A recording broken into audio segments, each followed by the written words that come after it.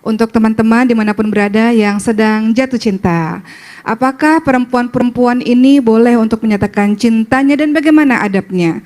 Teman-teman yang dirahmati oleh Allah Subhanahu wa taala, tentu saja para wanita-wanita boleh untuk menyatakan cintanya dengan tujuan untuk menikah dengan laki-laki tersebut, tapi tidak boleh kalau menyatakan cinta dengan tujuan hubungan yang dilarang oleh Allah Subhanahu wa taala, sebagaimana Allah ingatkan wala taqrabuz zina. Allah ingatkan jangan berzina. Artinya kalau seorang wanita menyatakan cintanya hanya untuk berpacaran atau hubungan yang tidak halal, maka tentu saja itu tidak diperbolehkan. Bagaimana adab-adabnya apabila wanita mencintai seorang laki-laki, ingin menikah dengan laki-laki tersebut? Ada dua cara. Pertama, bisa menyatakan secara langsung. Kedua, bisa dengan menggunakan perantara. Di zamannya Rasulullah SAW, teman-teman yang dirahmati oleh Allah Subhanahu Wa Taala, ada wanita, beberapa wanita malah yang menyatakan cintanya di hadapan Rasulullah SAW. Pada saat itu ada seorang yaitu putrinya Anas bin Malik radhiyallahu anhu. Beliau mengatakan betapa memalukannya apa yang wanita itu lakukan, mengatakan ingin dinikahi oleh Rasulullah SAW. Lalu ayahnya mengatakan, sungguh apa yang dia lakukan adalah sesuatu yang baik. Bahkan dia lebih baik daripada engkau. Dia menyatakan keinginannya untuk dinikahi oleh Rasulullah SAW. Dalam hadis riwayat Bukhari disebutkan demikian. Artinya wanita ini terhormat. Kenapa?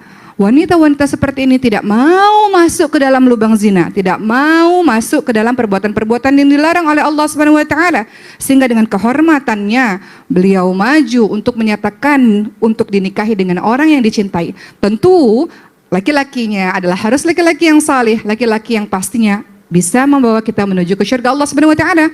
Kemudian yang kedua, bisa dengan perantara. Hal ini dicontohkan oleh Umar bin Khattab radhiyallahu anhu. Sayyidina Umar bin Khattab radhiyallahu anhu memiliki seorang anak namanya Hafsah bin Umar bin Khattab radhiyallahu anhu. Pada saat itu Hafsah radhiyallahu anha, teman-teman sekalian, memiliki suami yang sudah tidak lagi bersama dengan beliau atau sudah meninggal dunia. Kemudian apa yang dilakukan oleh Sayyidina Umar bin Khattab? Mencarikan jodoh untuk anaknya Sayyidatina Hafsah radhiyallahu anha.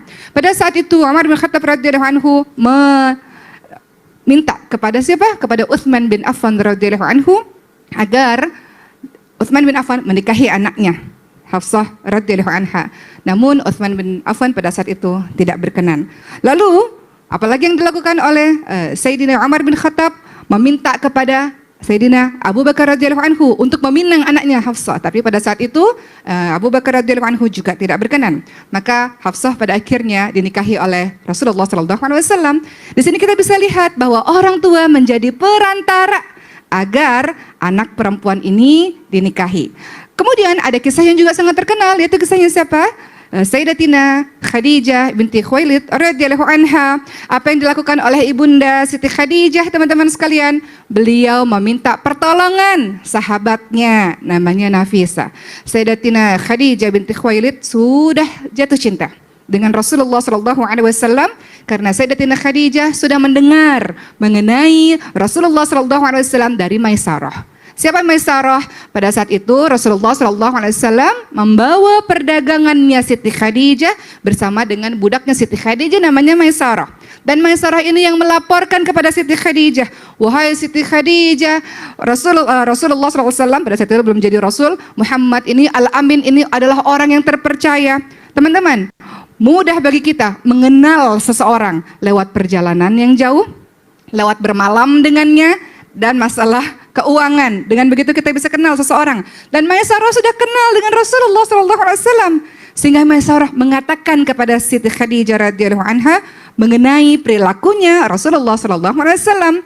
Maka Siti Khadijah sangat jatuh cinta sehingga meminta Nafisah sahabatnya untuk mengatakan kepada Rasulullah SAW. Dan singkatnya akhirnya Rasulullah bersama pamannya Abu Talib secara resmi melamar Siti Khadijah. Jadi bisa lewat perantara, bisa juga lewat diri sendiri menunjukkan wanita yang terhormat.